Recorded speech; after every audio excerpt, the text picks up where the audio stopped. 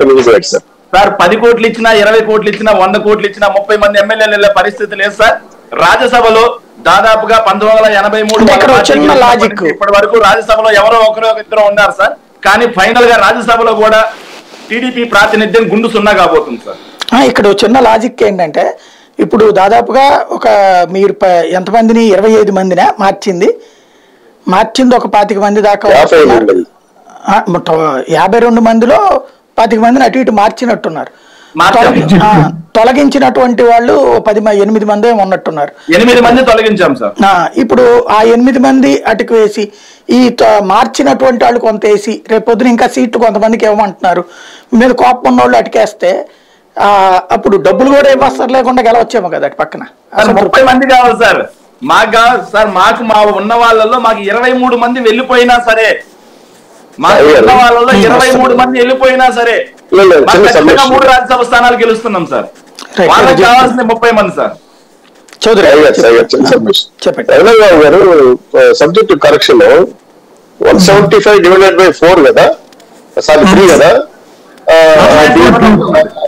అలా దాన్ని తీసేసిన తర్వాత డివైడెడ్ బై 4 కదా, అలా తీసినప్పుడు 44కి ప్లస్ అప్పుడు 46 44 సార్. 48 అండి. 48 రాదు. 175 9 మందిని తీసేస్తే అది ఆ లెక్క ఉపయోగించారు కదా. చెప్పండి సార్. ఇప్పుడు వీళ్ళలో ఒక రాజీనామా ఒక 4 డిస్క్వాలిఫై అయ్యారు అనుకోండి, 5గురిని తీసేసి 170 డివైడెడ్ బై 4 వేయాలా? అది 170 డివైడెడ్ బై 4 + 1 అంతే అంతే అంతే. Okay okay. అప్పుడు లెక్క తగ్గిపోతుంది sir. 170 divided by 4 plus already 4 ఈ పక్కన ఆ పక్క బయట వచ్చారు, 2 ఎంపీలు కూడా బయట వచ్చారు, ఎమ్మెల్సీలో 4 బయట వచ్చారు. సరే ఇవన్నీ టోటల్ లెక్కలోకి రావనుకుంటా కదా.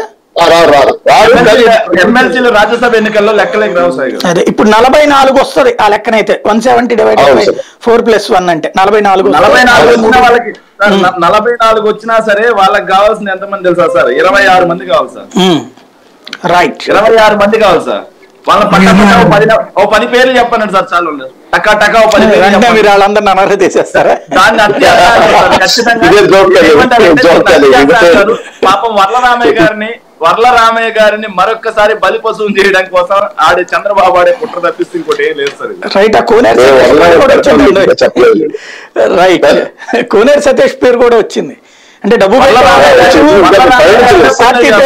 పార్టీని నమ్ముకున్న వాళ్ళ పేరు 2 పేర్లు పెట్టారు. డబ్బు పెట్టే వాళ్ళ పేరు 2 పేర్లు కూడా పెట్టారండి. కాబట్టి గ్యారంటీ గెలుస్తారనుకుంటే డబ్బు పెట్టేవాడు ముందుకు వస్తారు, లేదనుకుంటే మీరు చెప్పినట్టు రావాలి అటుకి. రైట్. రఘునాథ్ బాబు గారు, ఇక్కడ ఇది ప్రధానమైనటువంటిది ఒక అందరికీ కూడా తెలియాల్సి, మీరు సీనియర్ మోస్ట్ కాబట్టి మీరే చెప్పాలి. ఇక్కడ ఓటు వేసేటటువంటి సందర్భంలో